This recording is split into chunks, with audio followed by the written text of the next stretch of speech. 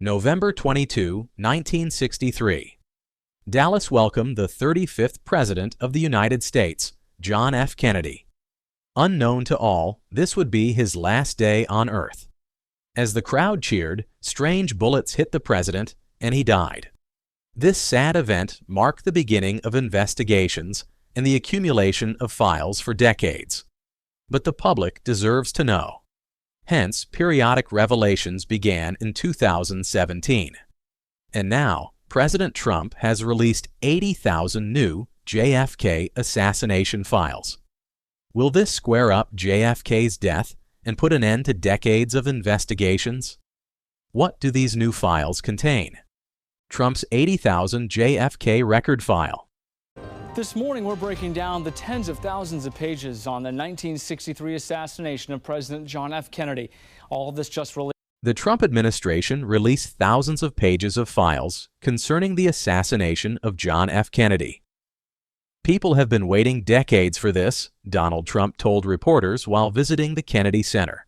And I've instructed my people that are responsible, lots of different people, put together by Director of National Intelligence Tulsi Gabbard, and that's going to be released tomorrow. Experts doubted the new trove of information would change the underlying fact. Lee Harvey Oswald opened fire at Kennedy from a window at a school book deposit warehouse as the presidential motorcade passed by Dealey Plaza in Dallas. The digital files contained PDFs of memos, one of which was marked secret. This document was a typed record with handwritten notes from a 1964 interview conducted by a Warren Commission researcher. The researcher questioned Lee Wigren, a CIA employee, regarding inconsistencies in the information given to the commission by the State Department and the CIA about marriages between Soviet women and American men. The documents also included references to various conspiracy theories suggesting that Oswald left the Soviet Union in 1962 with the intent of assassinating the popular young president. President Trump is ushering in a new era of maximum transparency, Tulsi Gabbard, the Director of National Intelligence, said in a post on X. ABC News reported that Trump's announcement prompted an all-night scramble at the Justice Department.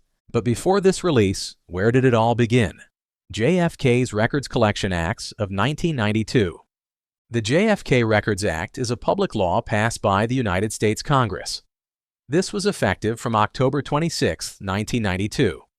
It directed the National Archives and Records Administration, NARA, to establish a collection of records tagged the President John F. Kennedy Assassination Records Collection. This contains all files related to the 1963 assassination of the President, and is kept in the NARA Archives II building in College Park, Maryland.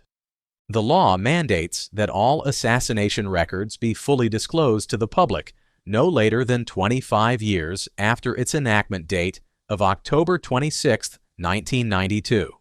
This means they should be available by October 26, 2017. However, the records can be withheld if the President certifies that delaying the release is necessary due to specific harm to military defense, intelligence, law enforcement, or foreign relations. That harm must be significant enough to outweigh the public's right to know. Before October 2017, over 35,000 documents were not fully accessible to the public, including 3,603 that no one had ever seen. However, on July 24, 2017, the National Archives began releasing the previously withheld documents. The first release included 441 FBI and CIA records that had previously been fully withheld. These records had never been made available to the public.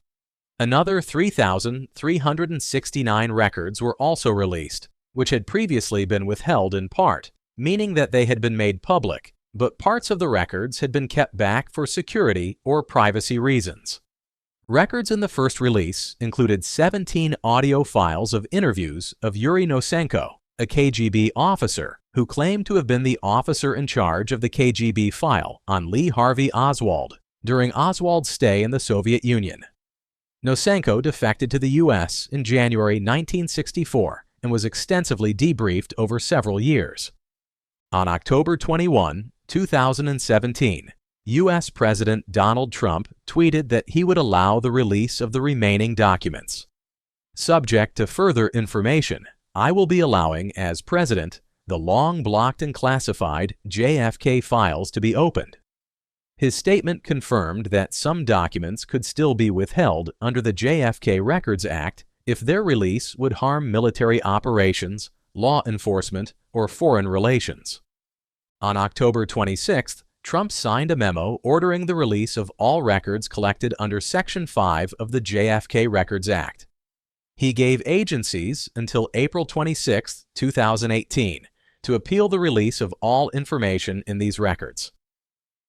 The NARA released 2,891 records on the same day, most of which had been partially withheld. On November 3rd, the NARA released another 676 documents, most of which had been withheld in full.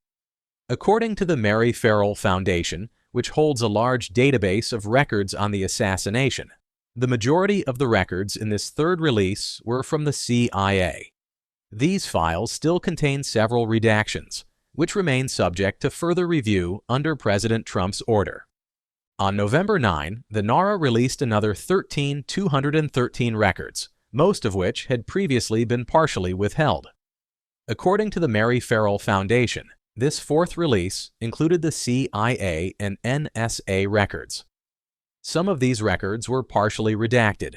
Again, these redactions are under review per President Trump's directive.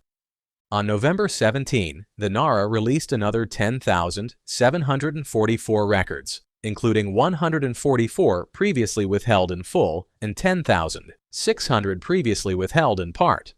All of the records in this fifth release were from the FBI. Some of these records were redacted in part. Like the other released files, the President had the final say on the redactions review. On December 15, the NARA released another 3,539 previously withheld documents, leaving 86 classified in full. On April 26, 2018, the NARA released another 19,045 documents under President Trump's order. These releases include FBI, CIA, and other agency documents, both formerly withheld in part and formerly withheld in full, identified by the Assassination Records Review Board as assassination records. While documents required to be released under Section 5 were no longer fully withheld, some remain partially withheld. In 2021, President Joe Biden postponed releasing the remaining records because of the pandemic. Future releases of documents were scheduled for December 15, 2021 and December 15, 2022. However, the initial response to the 2021 release was that it provided little new information. On December 15, 2022, NARA released an additional 13,173 documents as ordered by President Biden. In June 2023, it was reported that NARA had completed the review of the documents, with 99% of all documents having been made public. Nevertheless, according to the New York Times, as of 2023, 4,684 documents are still fully or partially withheld from the public. This meant there were still more documents shrouded in mystery. On January 23, 2025, President Trump signed an executive order to declassify documents concerning Kennedy's assassination, as well as those regarding the assassination of his brother Robert F. Kennedy and Martin Luther King Jr. What do these new documents contain? Can these provide new findings on JFK's death? November 22, 1963. A bloody day in Dallas, Texas. There's Mrs. Kennedy, and the crowd yells, "And the President of the United States." John F. Kennedy became the 35th President of the United States in 1960, with Lyndon B. Johnson as his vice presidential running mate. Kennedy's tenure faced the Cold War. Hence, most of his foreign policy was engineered towards countering the Soviet Union and communism. As president, he authorized operations to overthrow Fidel Castro's communist government in Cuba, which culminated in the failed Bay of Pigs invasion in 1961, during which he declined to involve American troops directly. The following year, Kennedy de-escalated the Cuban Missile Crisis, an incident widely regarded as humanity's closest encounter to a nuclear holocaust. In 1963, Kennedy traveled to Texas to smooth over frictions between liberal U.S. Senator Ralph Yarborough and conservative Governor John Connally in the Democratic Party. Kennedy, Johnson, and Connally first agreed upon the visit during a meeting in El Paso in June. The motorcade route was finalized on November 18th and announced soon thereafter. Kennedy also viewed the Texas trip as an informal launch of his 1964 re-election campaign. On November 22, Air Force One arrived at Dallas Love Field at 11:40 a.m. President Kennedy and the First Lady boarded a 1961 Lincoln Continental convertible limousine to travel to the Dallas Trade Mart luncheon. Other occupants of this vehicle, the second in the motorcade, were Secret Service agent Bill Greer, who drove, Special Agent Roy Kellerman in the front passenger seat, and Governor Connally and his wife Nellie, who sat just forward of the Kennedys. 4 Dallas police motorcycle officers accompanied the Kennedy limousine. Vice President Johnson, his wife, Lady Bird, and Senator Yarborough rode in another convertible. The motorcade's meandering 10-mile route through Dallas was designed to give Kennedy maximum exposure to crowds. It passed through a suburban section of Dallas and Main Street in downtown Dallas before turning right on Houston Street. After another block, the motorcade turned left onto Elm Street, passed through Dealey Plaza, and traveled a short segment of the Stemmons Freeway to the Trade Mart. The planned route had been reported in newspapers several days in advance. Despite concerns about hostile protesters, Kennedy was greeted warmly by enthusiastic crowds. However, while many cheered the president, a man had a different intention. He was here for a bloody business. Bullets. Kennedy's limousine entered Dealey Plaza at 12:30 p.m. Nellie Connally turned and commented to Kennedy, sitting behind her, "Mr. President, they can't make you believe now that there are not some in Dallas who love and appreciate you, can they?" Kennedy's reply, "No, they sure can't," were his last words. This statement was ironic about what happened next. From Houston Street, the limousine turned the planned left onto Elm, passing the Texas School Book Depository. Shortly after Kennedy began waving, some witnesses heard the first gunshot. Few in the crowd or motorcade reacted, and many interpreted the sound as a firecracker or backfire. Within 1 second of each other, Governor Connally and Mrs. Kennedy turned abruptly from their left to their right. An experienced hunter, Connally immediately recognized the sound as that of a rifle and turned his head and torso rightward, noting nothing unusual behind him. He testified that he could not see Kennedy, so he turned forward again, turning from his right to his left. When his head was facing about 20 degrees left of center, he was struck in his upper right back by a shot he did not hear, then shouted, "My God, they're going to kill us all." According to the Warren Commission and the HSCA, Kennedy was waving to the crowds on his right when a shot entered his upper back and exited his throat just beneath his larynx. He raised his elbows and clenched his fists in front of his face and neck, then leaned forward and leftward. Mrs. Kennedy, facing him, put her arms around him. Although a serious wound, it likely would have been survivable. According to the Warren Commission's single bullet theory, derided as the magic bullet theory by conspiracy theorists, Governor Connally was injured by the same bullet that exited Kennedy's neck. The bullet created an oval-shaped entry wound near Connally's shoulder, struck and destroyed several inches of his right fifth rib, and exited his chest just below his right nipple, puncturing and collapsing his lung. That same bullet then entered his arm just above his right wrist and shattered his right radius bone. The bullet exited just below the wrist at the inner side of his right palm and finally lodged in his left thigh. That was truly a magic bullet. As the limousine passed the grassy knoll, Kennedy was struck a second time by a fatal shot to the head. The Warren Commission made no finding as to whether this was the second or third bullet fired and concluded, as did the HSCA, that the second shot to strike Kennedy entered the rear of his head. It then passed in fragments through his skull, creating a large, roughly ovular hole on the rear, right side of the head, spraying blood and fragments. His brain and blood spatter landed as far as the following Secret Service car and the motorcycle officers. Secret Service Agent Clint Hill was riding on the car's running board immediately behind Kennedy's limousine. Hill testified to the Warren Commission that he heard one shot, jumped onto the street, and ran forward to board the limousine and protect Kennedy. Hill stated that he heard the fatal headshot as he reached the Lincoln, approximately 5 seconds after the first shot that he heard. After the headshot, Mrs. Kennedy climbed onto the limousine's trunk, but she later had no recollection of doing so. Hill believed she may have been reaching for a piece of Kennedy's skull. He jumped onto the limousine's bumper and clung to the car as it exited Dealey Plaza, speeding to Parkland Memorial Hospital. After Mrs. Kennedy crawled back into her seat, the governor and Mrs. Connolly heard her repeatedly saying, "They have killed my husband. I have his brains in my hand." Bystander James Tague received a minor wound to the cheek, either from bullet or concrete curb fragments, while standing by the triple underpass.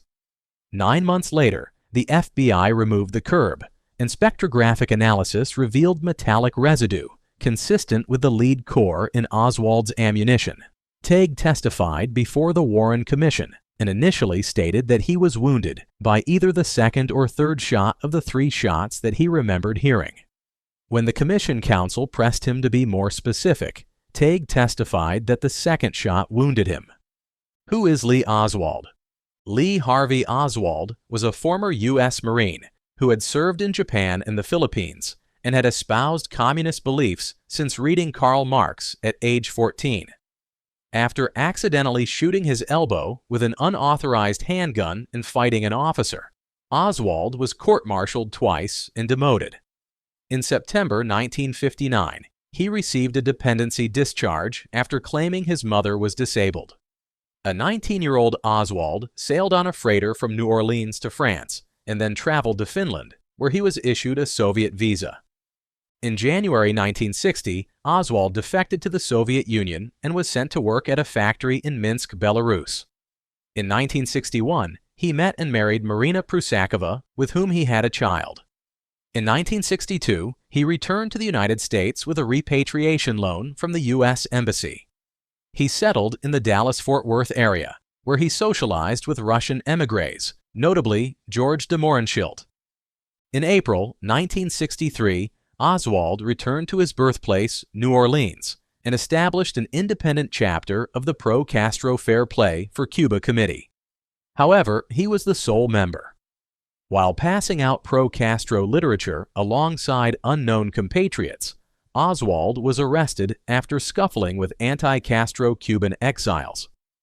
In late September 1963, Oswald traveled to Mexico City, where, according to the Warren Commission, he visited the Soviet and Cuban embassies. On October 3rd, Oswald returned to Dallas and found work at the Texas School Book Depository on Dealey Plaza. During the work week, he lived separately from Marina at a Dallas rooming house. On the morning of the assassination, he carried a long package, which he told co-workers contained curtain rods, into the depository. The Warren Commission concluded that this package contained Oswald's disassembled rifle. Investigations after the shooting. As the motorcade left Dealey Plaza, some witnesses sought cover, and others joined police officers to run up the grassy knoll in search of a shooter. No shooter was found behind the knoll's picket fence. Among the 178 witnesses who testified to the Warren Commission, 78 were unsure of the shot's origin, 49 believed they came from the depository, and 21 thought they came from the grassy knoll. No witness ever reported seeing anyone, with or without. Lee Bowers was in a 2-story railroad switch tower on 120 yards behind the grassy knoll's picket fence. He was watching the motorcade and had an unobstructed view of the only route by which a shooter could flee the grassy knoll. However, he saw no one leaving the scene. Bowers testified to the Warren Commission that one or two men were between him and the fence during the assassination. One was a familiar parking lot attendant, and the other wore a uniform like a county courthouse custodian. At 12:36 p.m., teenager Amos Ewens approached Dallas Police Sergeant D.V. Harkness. He reported seeing a colored man leaning out of the window with a rifle on the 6th floor of the depository during the assassination. In response, Harkness radioed that he was sealing off the depository. Witness Howard Brennan then approached a police inspector to report seeing a shooter, a white man in khaki clothing, in the same window. Police broadcast Brennan's description of the man at 12:45 p.m. He testified that after the second shot, this man was aiming for his last shot, and maybe paused for another second as though to assure himself that he had hit his mark. Witness James R. Worrell, Jr. also reported seeing a gun barrel emerge from a 6th floor depository window. Bonnie Ray Williams, who was on the 5th floor of the depository, stated that the rifle's report was so loud and near that the ceiling plaster fell onto his head. Oswald, flight and arrest. When searching the 6th floor of the depository, 2 deputies found an Italian Carcano bolt-action rifle. Oswald had purchased the used rifle the previous March under the alias Ahidel and had it delivered to his Dallas P.O. box. The FBI found Oswald's partial palm print on the barrel, and the fibers on the rifle were consistent with those of Oswald's shirt. A bullet found on Governor Connolly's hospital gurney and 2 fragments found in the limousine were ballistically matched to the Carcano. Oswald left the depository and traveled by bus to his boarding house, where he retrieved a jacket and revolver. At 1:12 p.m., police officer J.D. Tippett spotted Oswald walking in the residential neighborhood of Oak Cliff and called him to his patrol car. After an exchange of words, Tippett exited his vehicle. Oswald then shot Tippett 3 times in the chest.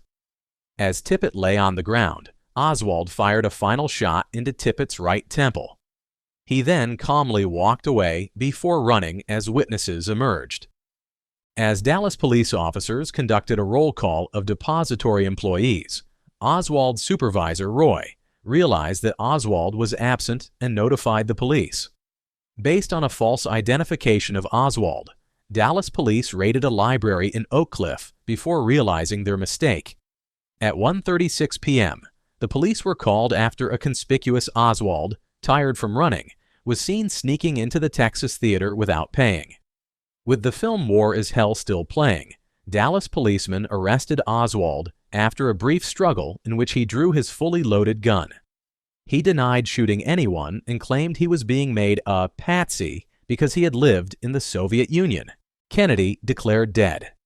At 12:38 p.m., Kennedy arrived in the emergency room of Parkland Memorial Hospital. Although he was still breathing after the shooting, his physician, George Berkeley, immediately realized that survival was impossible. After Parkland surgeons performed futile cardiac massage, Kennedy was pronounced dead at 1 p.m., 30 minutes after the shooting.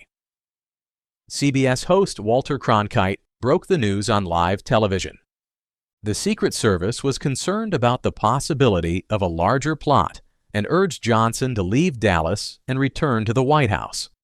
However, Johnson refused to do so without any proof of Kennedy's death. Johnson returned to Air Force One around 1:30 p.m. Shortly thereafter, he received telephone calls from advisors McGeorge Bundy and Walter Jenkins. They advised him to depart for Washington, D.C. immediately.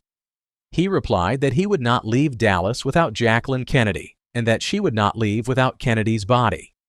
According to Esquire, Johnson did not want to be remembered as an abandoner of beautiful widows. At the time of Kennedy's assassination, the murder of a president was not under federal jurisdiction. Accordingly, Dallas County Medical Examiner Earl Rose insisted that Texas law required him to perform an autopsy. A heated exchange between Kennedy's aides and Dallas officials nearly erupted into a fistfight before the Texans yielded and allowed Kennedy's body to be transported to Air Force One. At 2:38 p.m., with Jacqueline Kennedy at his side, Johnson was administered the oath of office by federal judge Sarah Tillman Hughes aboard Air Force One, shortly before departing for Washington with Kennedy's coffin. Kennedy's funeral service was held on November 25th at St. Matthew's Cathedral, with a requiem mass led by Cardinal Richard Cushing. About 1,200 guests, including representatives from over 90 countries, attended. Although no formal eulogy existed, Auxiliary Bishop Philip M. Hannon read excerpts from Kennedy's speeches and writings. After the service, Kennedy was buried at Arlington National Cemetery in Virginia. An eternal flame was lit at his burial site in 1967. After these events, investigations began and files were recorded. It all started with the FBI investigation. The FBI immediately launched an investigation into the assassination, relying on a federal statute that forbade assaulting a federal officer. Within 24 hours of the killing, FBI Director Hoover sent President Johnson a preliminary report, finding that Oswald was the sole culprit. After Ruby killed Oswald, Johnson decided that the Texan authorities were incompetent and instructed the FBI to conduct a complete investigation. On December 9, 1963, the Warren Commission received the FBI's report of its investigation, which concluded that 3 bullets had been fired. The first striking Kennedy in the upper back, the second striking Connally, and the third striking Kennedy in the head, killing him. The FBI continued to serve as the main investigative arm of the Warren Commission in the field. 169 FBI agents worked on the case, conducting over 25,000 interviews and writing over 2,300 reports. However, the thoroughness of the FBI's investigation is contested. Bugliosi applauded its quality and cited conspiracy theorist Harrison Edward Livingstone's praise of the FBI's commitment to following all leads. In its 1979 report, the HSCA found that the FBI's investigation of pro- and anti-Castro Cubans with any connections to Oswald or Ruby was insufficient. The HSCA also noted that Hoover seemed determined to conclude that Oswald was the lone assassin within 24 hours of the assassination. Warren Commission. After the FBI, the Warren Commission was established to investigate Kennedy's assassination. Its 888-page final report was presented to Johnson on September 24, 1964, and made public 3 days later. It concluded that Lee Harvey Oswald had acted alone in killing Kennedy and wounding Connally, and that Jack Ruby acted alone in killing Oswald. It made no conclusions as to Oswald's motive, but noted his Marxism, anti-authoritarianism, violent tendencies, failure to form personal relationships, and his desire to be significant in history. Ramsey Clark Panel and Rockefeller Commission. Excluding Chief Justice Warren, the members of the Warren Commission did not view the photographs or X-rays taken during Kennedy's autopsy. According to Warren, this was to avoid releasing the explicit material to sensation mongers publicly. However, due to persistent speculation, in February 1968, Attorney General Ramsey Clark convened a panel of 4 medical experts to examine the photographs and X-rays from the Kennedy autopsy. Their findings concurred with the Warren Commission. Kennedy was struck by 2 bullets, both from behind. After 5 months of investigation, the Rockefeller Commission submitted its report to President Ford. The report reviewed the medical evidence and agreed that 2 shots from behind had killed Kennedy. After these investigations, the JFK Records Act was established to cover all documents regarding Kennedy's assassination. Over the years, thousands of documents have been released, and now President Trump has reportedly ordered the release of more than 80,000 files. Do they shed a new light on Kennedy's death? What does Trump's 80,000 JFK files reveal? The records are unredacted versions of documents previously released in redacted form.